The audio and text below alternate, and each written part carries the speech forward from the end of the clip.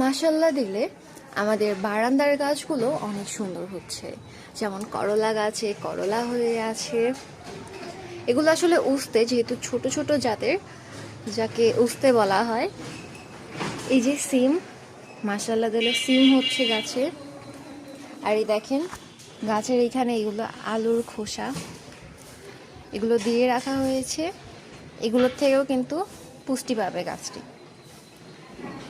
এই যে এটা হচ্ছে সিম গাছ, সিম গাছের মাটির নিচে আলুর খোসা দিয়ে রেখেছে। এখান থেকেও গাছটি সুন্দর মতো খাদ্য গ্রহণ করতে পারবে। এটা হচ্ছে আমাদের বারান্দার একটা ছোট্ট মরিচ গাছ। এই যে এটা হচ্ছে ক্যাপসিকামের চারা, এগুলো হচ্ছে ফুলকপির চারা। ফুলকপির চারাগুলো আর একটু বড় হলেই অন্য অন্য পটে বসিয়ে দিব। আর চলেন, এটা হচ্ছে আমাদের বড়ই গাছ।